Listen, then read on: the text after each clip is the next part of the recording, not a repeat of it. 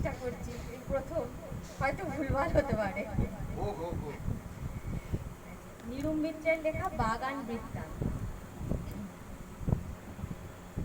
এই যে দাদু, পা নাচাচ্ছেন দেখছি। না, মাচান আর কোথায়? দাদু, মাচান বলিনি, বলছি পা নাচানো হচ্ছে। উঠছে? ধ্যাৎ, উঠছে উঠছে কে বলেছে? হ্যাঁ উঠছে, উঠছেও তো এককালে মাচানে হতো বই কি। উফ, কুমড়ো, লাউ সবই মাচানে হতো।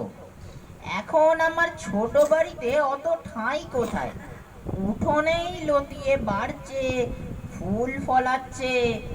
আহ, সত্যি পুরো কর্ণপটও আজ দেখছি একেবারেই ফাংশন করছে না, টোটালি নন ফাংশন। কি মুহূর্তে যে গল্প করতে এলাম, জ্বালাবে জ্বালাবে আমার। তা বুঝলে হে, সবাই ভাবে তরকারির বাগান করা বুঝি খুবই সোজা। জানে না তো কিচেন গার্ডেনের পেছনে কত খাটনি।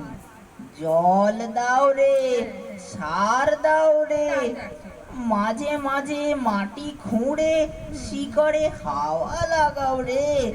ওহ বাবা! হ্যাঁ হ্যাঁ হ্যাঁ হ্যাঁ দাদু দাদু, আপনার সেই কৃষ্ণ ভক্ত কুকুরটাকে দেখছি না তো, সে তো আপনার সঙ্গ ছাড়েই না। কি পুকুর? কুকুর নয়, কুকুর। পুকুর, হ্যাঁ পুকুর কথাটা মন্দ বলনি। ভাবছি বাগানের পেছন দিকে একটা পুকুর কাটাবো, জল সাপ্লাই দেবে, সঙ্গে মাছও হবে। এ এ তো কোনো কথাই কানে নেয় না। ধ্যাৎ, আপনার নিত্য সঙ্গী সারমেয় পুঙ্গমের কথা শুধোচ্ছিল। হ্যাঁ হ্যাঁ, নিত্যগোপাল, নিত্যগোপাল তো সার কিনে দিয়ে গেছে। ওরে বাবা, নিত্য গোপালের কথা বলিনি আমি। আরে বাবা, সার ছাড়া কি আর বাগান করা যায়? হ্যাঁ, সংসার যেমন রসে বসে শোভন, তেমনি তরকারির বাগানও সারে গোবরে জেল্লা দেয়, বুঝলে না? হ্যাঁ হ্যাঁ দাদু, মরমে মরমে বুঝেছি। হ্যাঁ, গরম গরমে পটল, কুমড়ো, লাউ, তরমুজ সবই হয়। ওরে বাবা, গরম আমি বলিনি।